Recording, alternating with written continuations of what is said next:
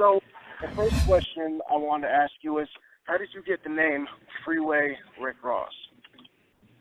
My mom had bought a house on the side of the 110 freeway in Los Angeles, and put an apple in it too, for And one of my friends, well, no, not one of my friends. Somebody who didn't like me gave me that name. Oh wow. And then just to let it stay like that. So. Huh? I said, and then just to have it stay like that. Well, he was a really popular guy in the city. Oh, okay. He probably was Freeway Rick during that era. Okay, great. All right. So whatever he said went in the hood. Oh, okay. So it just kind of, just kind of stuck. This is how it went. Okay. Yeah, it did, but I didn't like it when he first gave me that name. Okay. Do you feel that over the years, Mr. Ross, that your success from what you used to do back in the day has always kind of stuck with you as far as business went? From my understanding, just going through trials and tribulations, and then going through your book. And going, meeting artists, signing artists, and just kind of being an exec. I guess what I'm getting at with the question is, have you always had the boss mentality, and has it always just kind of been the way you've done things? Yeah, my mom said that I was a leader, even when I was a kid. When my brothers, my younger brothers, used to get in trouble, if they did something wrong, she whooped me too. Because she told me that I told him to do it. Yeah. So she always called me the ringleader. And, it's something about the way I grew up. When we played football, street football, I was always the quarterback. When we played basketball, I always played point guard. If it was baseball, I was the pitcher. So I'd always been in that position of leadership. Okay. One thing I've noticed, Mr. Ross, is throughout this whole entire time that I've known of you, the younger generation has you still influence the younger generation through all these years, and two artists in particular. Well, you know what? I'm gonna say this here, and even more so than that. I'm influencing not only the young generation but the older generation too. Right. And I believe even that I'm even influencing the President of the United States. Okay. Yeah. Because I mean, if you look at some of the moves he just made, and if you go back to some of my early interviews, maybe 2 or 3, 4 years ago, and I was telling him that he owed the black community for electing him president, and that one of the ways I thought that he could do it was by re-rectifying the drug laws with the crack disparities. And right. I don't know if you noticed, but he's pardoned like 60-something people already, and he said he's going to do even more. And, he visited a prison. He's the first president to ever visit a prison. Yes, sir. Yes, I'm well aware of that. So how do you feel about that then? Mr. Barack Obama, or President Barack Obama, going through and actually visiting the prison and seeing what it's really like. A lot of these people who get into the penitentiary, aren't violent offenders. They're just dudes who are trying to make some money to, live a lifestyle that they weren't able to live without doing that, or, sometimes just as basic as feeding their children. So, and then, like you said, they may deserve some time, but not 10, 20, 30 years. And, well, I don't think anybody should go to prison. I did a radio interview today, and a couple guys called in and tried to crucify me as being the devil because I sold drugs.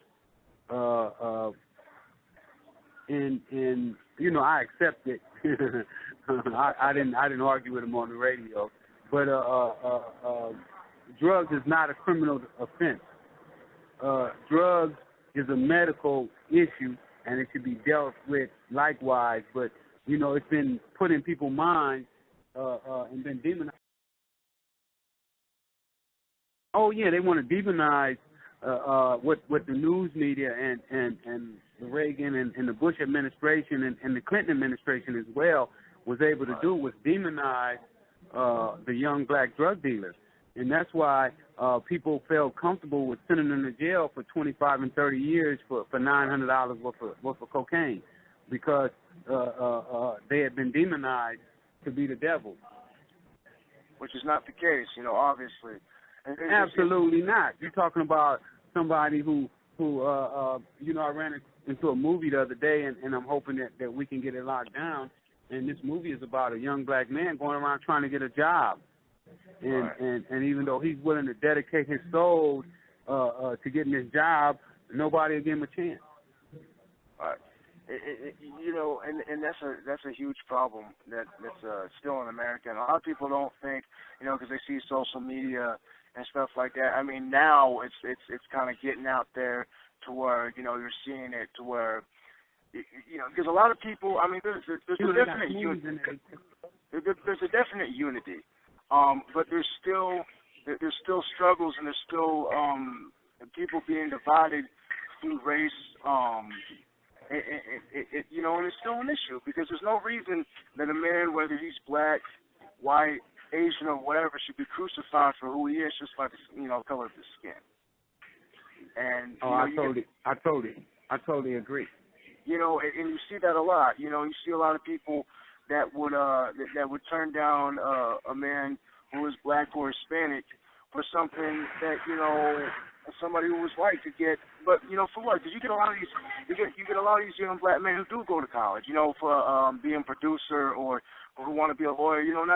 It's just doing something better, and then doing everything, all the 12 steps to go through and just be great in life, and then sometimes still kind of get the shit end of the stick, just because people still have that mentality of the 30s, 40s, and even 50s, but it's 2015.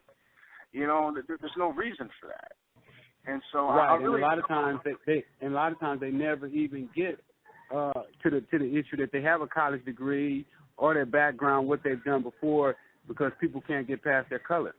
Right. And a lot of these young black men don't even have criminal backgrounds. I know a lot of them that have never even stolen a candy bar. Well, you know what? But once you deal with the fact that they are black, then they have to take the baggage that come with being black, and that's criminal. It is. When you walk in somewhere, I have a lawyer that works with me, a young lawyer. When we start working together, he's about 31 years old, and he looks a lot younger. Well, one day he was a prosecutor. Okay. And one day he was in the elevator, and a white lady was coming in the elevator, and he was like, "Oh, you need some help with that?" And the lady said no, and walked on in, and when so she goes into court, and she tells the clerk, I'm not the clerk, but the jailer, that the man was harassing her. And the jailer comes over and tells him, the lady said that you was harassing her, and the jailer knew he was a prosecutor, and wasn't nothing he could do to him. But it just shows you, just by a black man speaking to a white woman can be considered as harassment because of their background. Right. And, not his background, but just the black background. Right. The drug toting, gun firing, lunatic. Yeah. That we see on videos. Right. One question I want to ask you, Mr. Ross, is when you made the transition from selling narcotics into legitimate businesses, what was the easiest transition? Like, what felt like you were still kind of in the game? Like, is it business in general, or was it more of you had to learn different things? Because from who you were back then and who you are today, I would assume is a lot different, because now that you help. Very little difference. Very little difference. The only difference is that I don't sell cocaine no more. Okay. The only difference, I'm the same person. I treat everybody the same way. I wouldn't shoot nobody then. I don't shoot nobody now. Okay. So it's very little difference. The only difference, I've gotten a little older, a little wiser, but as for my personality, it's the same. I treat people the same, and I hope to be treated the same. So it's really the only thing I did was drop the cocaine out of my game. Okay. Like I said, there's a bunch of young artists that I know that have been heavily influenced by you. Daylyt is a notorious rapper that he just destroys the mic.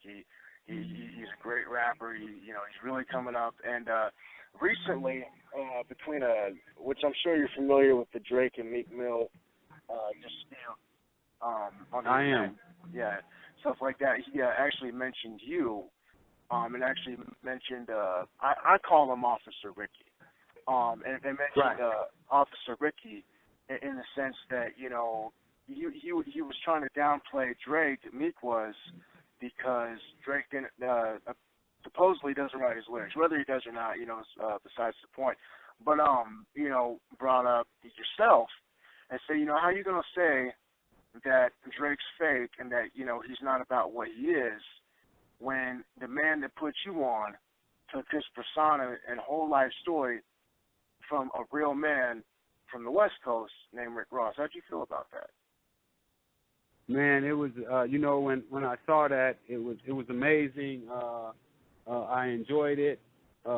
His interview, he taught me some things that I never thought about before. He said that I was the ghostwriter for this guy's whole life. And, that's pretty amazing to be the ghostwriter for somebody's life. I just wish I could collect my royalties. Hell yeah.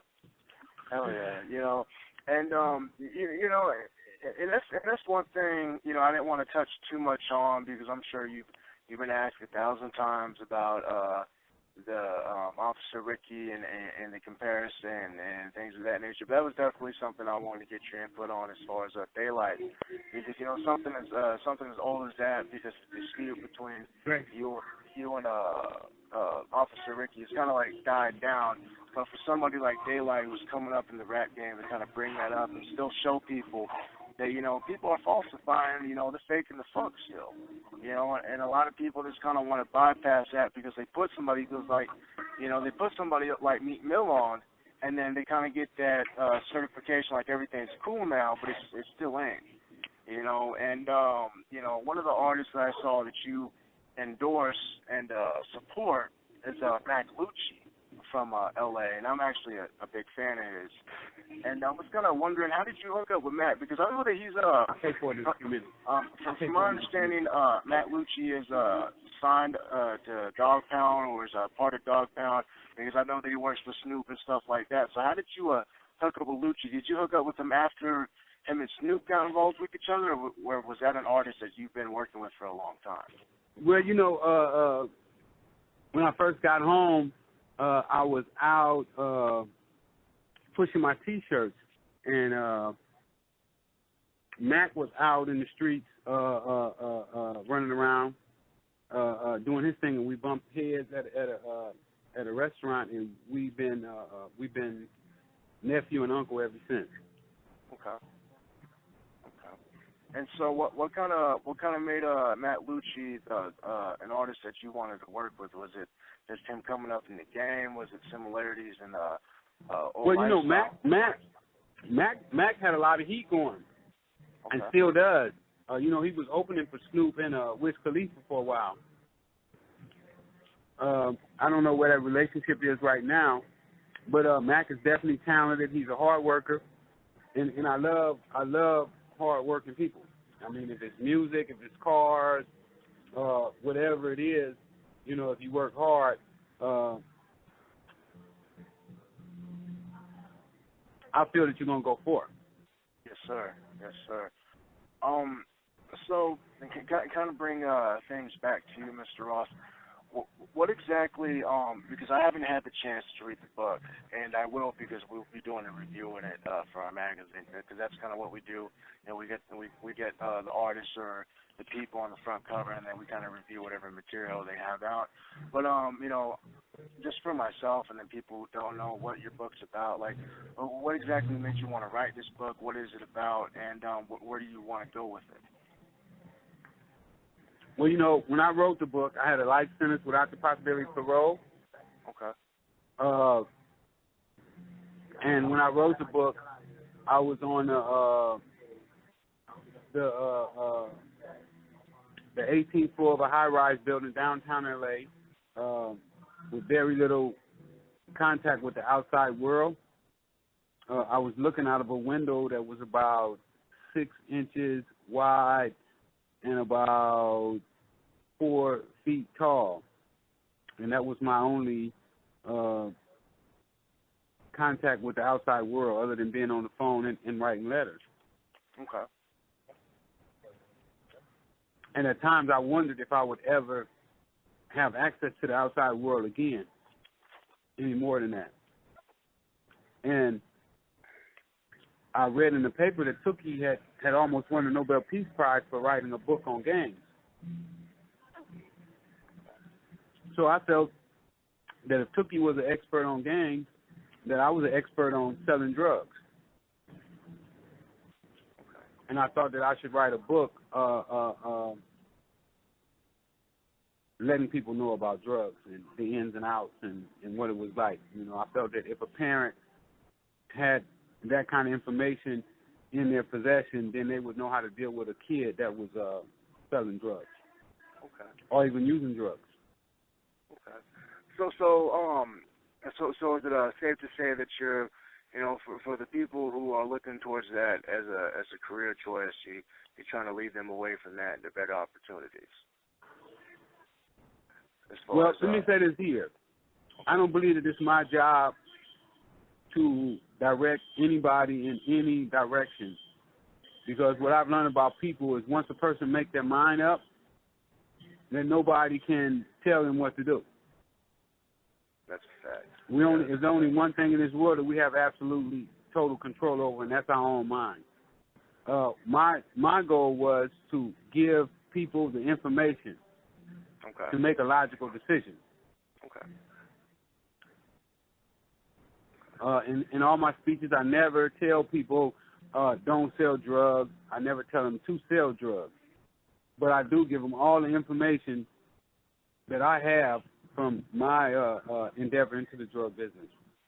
Okay. Yeah, because when I talked to your management, they were saying that how you go through big colleges and go through and do public service announcements and talk to the kids and things of that nature. So, when you do your speeches like that, sir, do you just talk about you know what you've done in your past and things like that, or like what do you try to push when you go talk to the kids at the colleges? Well, I just push knowledge. Okay. You know, I pushed the fact that I found out later on in life that I could have been a lawyer, a doctor, or anything else that I wanted to be had I put the same type of effort in that I put into the drug business. Okay.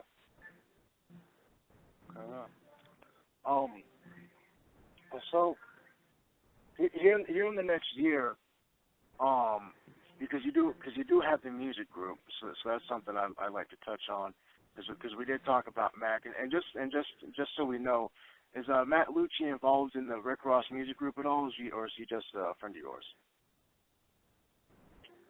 Let's just say he's a friend. Okay. Okay. So what or a nephew. Better than that, let's say he's a nephew. Okay. to Rick Ross music group. Okay. So what artists could we be looking for who are under the Rick Ross music group? And what do you guys have coming out for, you know, the rest of 2015, maybe some plans for 2016 for, you know, the hip hop? Well, you know, Suave handles the music more so than I do. Okay. I'm more tied into the music. I mean, the movie aspect, the TV. You know, I just sold a series to BET. that'll be coming out and shortly. They bought 10 episodes. I have 2 more reality shows that I'm in the process of developing, and I feel that they're more valuable than the one I just sold. Okay. One is going to be a white show, and the other one is about a family of two men who have 50 kids between the 2 of them. Okay. And so what was your inspiration to do those shows then? So if you're doing movies and doing shows, so is that something that you're going to be taking as a full on career? It's just television and No, I just do that stuff for a hobby. Okay. I just do it because I'm so good at it. Okay. I learned some principles while I was gone that I can do anything that I want to do. All I have to do is want to do it. Yeah, exactly. Learn, like you said, learn the ins and outs of it, and then just see what you're best at. So as far as like the movies and the music and stuff like that, so you kind of have your hands in pretty much a little of everything. Is that on purpose, or is it just like it's money, so it comes up, so you get something going with it, or is it just you've always just kind of wanted to do everything as far as like entertainment? Well, I don't like to have free time. Okay. I like to be busy all the time. I love to have my mind focused on certain things that's going to not only benefit me but benefit my family and then my friends and then my community. Okay. So, and one of the last questions for you is when you see the neighborhood that you were selling on and the neighborhoods you grew up on and stuff like that, way back when, where they're at now, do you feel that things are getting better as far as your own community, your neighborhood and stuff like that, or do you kind of see things getting worse, or what? And what have you done to kind of help to aid the people there? I think the state of Black America right now is at an all-time low. We probably have more homeless people now than we ever had before, or probably since the time, probably since the time that they let us out of slavery. All over the country, Black people are homeless. We're unemployed at an all-time high. During this last housing crash that happened, so many Black people lost their homes. I don't know if you had a chance to see the documentary, but in that documentary, my mom lost her home as soon as I got out of prison. So she was one of the victims in that housing crash. Wow. And I believe that we need some economical leadership. And I'm hoping that I'm that one that can help lead us out of this economical crisis that we're in right now. Okay. So is it safe to say that Rick Ross might be entering presidency? Maybe might be what? Entering presidency, like politics. Have you thought about getting into politics and maybe running for a position?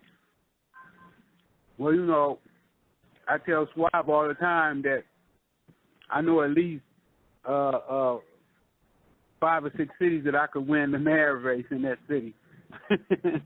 Yeah.